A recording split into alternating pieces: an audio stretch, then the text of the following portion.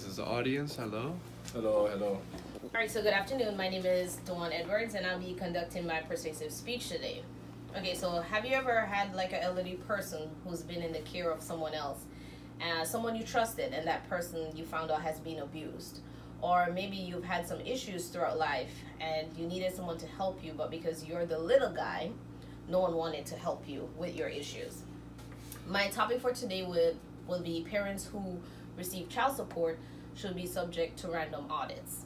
Now, throughout America, there are millions of children who are in the care of a parent who has been trusted to support their financial well-being, and instead, those children are being financially abused. This is important to me as I feel it is a growing epidemic, and the children are our future. So if they're not cared for, then what is the state of our future? This should be an alarming concern to all of us, as we may find ourselves being single parents or we are already single parents. And this is a very common form of overlooked financial abuse that is very rampant.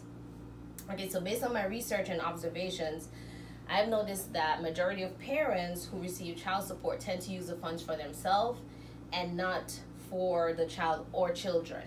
And they should be the priority when it comes to child support. Millions of children are being financially abused and not being cared for with these funds that are allotted to provide them with the basic necessities such as food and clothing. On my first slide here, there is a quote that I retrieved from madaminure.com that says, "Many of the financial mindset that the child support system greatly favors mothers. The truth is the system exists to benefit children, but because most of the children are in the custody of their mothers, that's who gets the check." Now, this relates to all of us, as we've all been children, and the parents are the adults. So history always repeats itself, and we do so many things by muscle memory that it becomes the norm. So my goal is that we should be educated on this overlooked type of financial abuse so we can start to reverse this trend. Okay, so there was an article that was published, and let me get to it, by Stephen Krasner, and basically it spoke about how the child support system is calculated when it comes to payments. So here in this scenario, you see that in the state of New York, every state have their own different calculations, but they tend to all generally use the same algorithm to say. So in New York, you have the dad, you have the mom. They're both equally responsible for child expenses, but dad has to pay child support. He has to pay for the child health benefits, and he also has to pay for the insurance policy, when on mom's end, she doesn't have to pay for anything. On that side, that financial strain could probably cause him to go into debt, experience financial hardship, and he gets that pesky task of having employers monitor his check, and that can put him in a very tight situation. On the mom's side, if you notice that there's zero accountability, there's zero oversight, there's no penalties, there's no transparencies. One example we can look at when it comes to paying child support, we all know Jesse Williams. This is from peoplemagazineonline.com.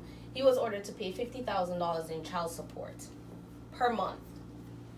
50 Cent, who is a rapper, and this is also from peoplemagazineonline.com, he has paid over $1 million in child support since caring for his son with his ex-girlfriend. There's one unique case where this father was actually sentenced to 6 months in jail for paying too much child support.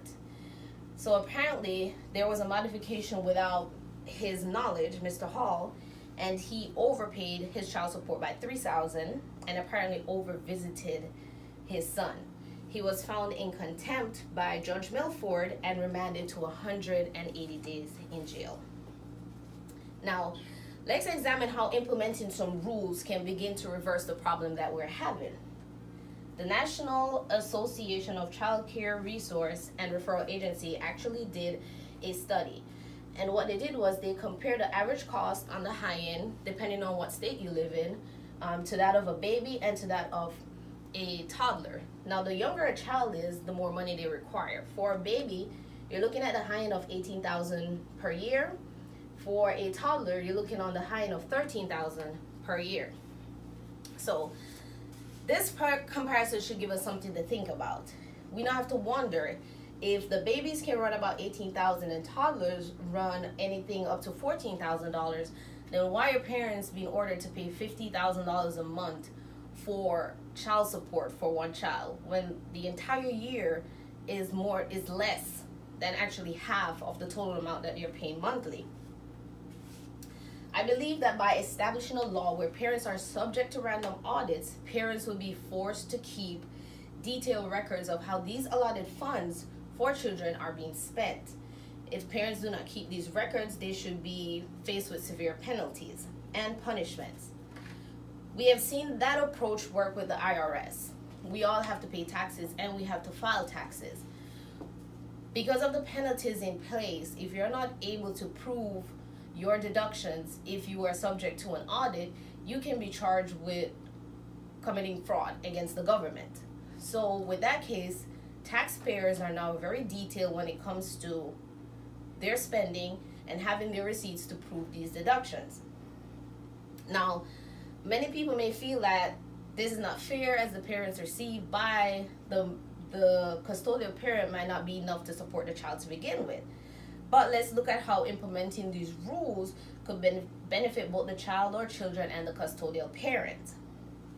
Now, if you have to prove and have these detailed records of all the expenses that you have done for the child throughout the month, and these expenses are way below the amount that was given, it works in your favor because you're actually proving that they are being under-supported and financially abused in that aspect as well. So it does work out for both situations. Now, to bring me to the end of my speech, here are some things that we can do to actually help the situation and to help draw the attention that is needed to it. You can contact the Department of Child and Family Services, and I've actually outlined their phone number, or we can contact our local Congressman, Alcee Hastings, and his address and phone number is listed as well. We need to ask them to petition, we need to ask them to create a ruling which would subject parents to actually be able to keep detailed copy of these expenses that they're keeping. And if they don't agree to these petitions, then, or this ruling, then their child support cases will not be approved or will not be looked at unless they agree to this. This will not force them to actually keep detailed records of how these funds are being spent on children, and therefore the funds will show that these children are not being financially abused anymore. That brings me to the end of my persuasive speech. Thank you for listening.